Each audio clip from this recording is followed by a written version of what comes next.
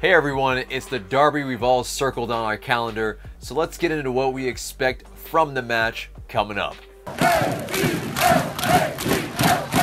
What's going on, 5-Star fam? Welcome to our match preview for this Sunday's game against Orlando City. Before we get started, become a member of the notification squad on YouTube by hitting the bell next to the subscribe button. Alright guys, this Sunday, 6 p.m., Orlando City Stadium, it's all going down. All that back and forth on Twitter, all this buildup, it's all culminating into this Sunday. And guys, the implications are huge for this match. Orlando City are playing very, very well this season, and they've jumped all the way up to 3rd place in the East. They're on 19 points, and of course, Atlanta United are in 1st with 22 points. Now, NYC FC sit in 2nd with 20 points, so all the action this weekend could really shake up the top of the East already.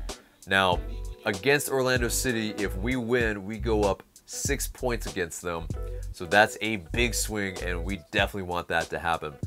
If Orlando City wins, they get level with us on 22 points. If we take a draw, well, there's a 4-point difference, and we'll still take that. That ain't too bad. But in terms of points per game, we are on a good 2.2 points per game. We have a goal difference of 11. That's tied for tops in the league. And we've played Orlando City 3 times in the past. Of course, we all remember that introduction with the billboard into Orlando City Stadium. We got that 1-0 away win, which was fantastic with that screamer from Tito Villalba. Yeah, Lions fans won't be forgetting that anytime soon. And our next match was a 1-1 draw at Bobby Dodd. We were down for most of the match from that strike from Kaká, but at the death of the game, yet again, it was Tito Villalba rescuing us, and it sent the entire stadium into a frenzy, and it was definitely one that we will always remember. And our latest match with the Lions was, of course, at Mercedes-Benz Stadium. It was a 6-goal thriller, and Jose Martinez was willing us back with every single goal. He had a hat trick, and it seemed like because LGP was gone, our back line just kept conceding back post headers. But eventually, you know, we did what we needed to do, and we got a point from a very tough game. And Orlando City are on a good run of form as they have won 6 games on the bounce. Their most recent match was a 3-1 win against Real Salt Lake. And for the 4th time in their winning streak, the Lions had to rally from being down early. Now, this isn't the same Orlando City that we saw last year. They have made a ton of changes, especially with their midfield trio that is much more creative than last year. As good as Kaká was, he's on the twilight of his career, and so having the new trio of Yotun, Coleman, and Clarkston, it has definitely helped their creativity up a notch, and Dom Dwyer is the beneficiary of that, as he already has 5 goals on the season. Now, as good as they looked in this match, they still definitely showed the frailties that they have in their back line, but a more clinical team would have put the Lions away earlier. Now let's get into the injury report. For Orlando City, their center back, Jonathan Spector, is out with a concussion, and also a couple of other defenders, Scott Sutter and Amro Tarek, are both questionable. And of course, for Atlanta, we have a growing list of injured 5 stripes. Jose Hernandez is still out. We have Franco Escobar with that thorax injury after colliding with Brad Guzan again. And of course, we also have Chris McCann, who has been out with a hamstring for the last 2 matches. And then we have our 2 goalkeepers who are questionable, Mitch Hildebrand and Alec Can. Now, Tata Martino told the press that either one of Can or Hildebrand will be available for Sundays, so that at least quells a little bit of fears that we're going to have, as we've of course had to start our 4th string goalkeeper, Paul Christensen, who had just been drafted this year in the MLS Super Draft, a 4th round pick. He was bought on a 4-day contract in the case of extreme hardship, and in this case, it definitely is extreme hardship again. We'll definitely see him in the 18, but whether he starts or not, that's going to remain to be seen. So Orlando City head coach Jason Kreis talked about the challenge that Atlanta poses for Orlando City. And he said a lot of problems. A lot of very, very good attacking-minded players, creative type players that can do it on the dribble, can do it in combination. Joseph Martinez, with the way he pops the ball over the penalty box, a lot of difficulties. This will be our most severe test to date, no doubt about it. So while MLS might be pushing this as a regional rivalry and fans are getting heated on Twitter, on the social media, Tata Martino definitely thinks differently. When asked if he thought Orlando was a rivalry, he said, quote, "No, not a rivalry." And of course, El Tata has been part of rivalries in the past. The growing sense of hatred between Orlando and Atlanta, this is only going to increase year by year.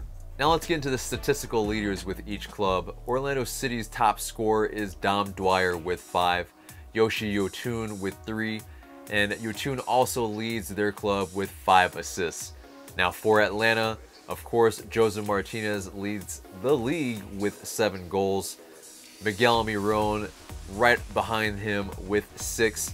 Now let's get into formations. Orlando City normally set up in a 4-2-3-1 formation. Dom Dwyer is up top. And then you have Chris Mueller, Sasha Clarkston, and Justin Meram across the attacking midfielders. And then in midfield, you have Christian Higuita and Yoshi Yotun. And in the back line, you have Will Johnson, Lamine Sane, Chris Schuler, and Mohamed El Munir. Of course, Joe Bendik as their keeper. So how are you going to set up against the Lions on Sunday? The big question is if we're going to go with a 3-5-2 or a 4-2-3-1. Now, the 3-5-2 has offered more solidity at the back, and of course, we went on an 8-game undefeated streak that just recently ended, unfortunately, when we went with the 4-2-3-1. Now, is there a correlation? Not sure. I mean, it's a very small sample size. Of course, the other time we used a 4-2-3-1, we lost against Houston Dynamo. But I think for this match, because of the personnel at hand and the players that are questionable, I think we go with a 4-2-3-1 so we can include some of the attackers that have done well against Orlando City. Just a tease for you guys. So for me, starting from the front, we have Joseph Martinez, we have Barco on the left, we have Miguel Almiron in the center, and Tito Villalba, the Lion Tamer, on the right. We have Larry and Nagby in the middle, and we have Garza, LGP, Parkey, and Gressel rounding out the back line. So of course the biggest surprise is Julian Gressel as a right back in this lineup. He provides so much going forward, and I think he'll offer enough coming back that he'll be fine against Orlando City, as long as he plays it safe and doesn't bomb forward as much as he usually does. Now on to our worrisome goalkeeper situation. Of course, Brad Guzan is out with the red card. He is suspended for a match, and we've been told that it's either Hildebrand or Can that can be available, either one of them. Whether they're going to be the starter or not is the question. But we know that Paul Christensen is going to be in the 18 at least. And of course, he was thrust into action against Sporting KC on Wednesday after that Brad Guzan red card. And I thought the kid did rather well considering the circumstances, as he had to come on during a tightly contested match between a first place team in the West and a first place team in the East. You know, it was a big occasion for the kid, especially making his MLS debut. That's very, very tough. And I thought he did pretty well with the save that he had to make. The 2 goals, I don't think were his fault. I thought he did the best to his ability at the moment. Of course, keepers, they grow with age and more experience. So he's still at the very beginning of his career. So for him to step up to the plate and perform at this big of a stage so early on in his career, I commend the kid. For me, if it's one of Can or Hildebrand, I of course would prefer one of the more experienced hands in a playoff atmosphere like this.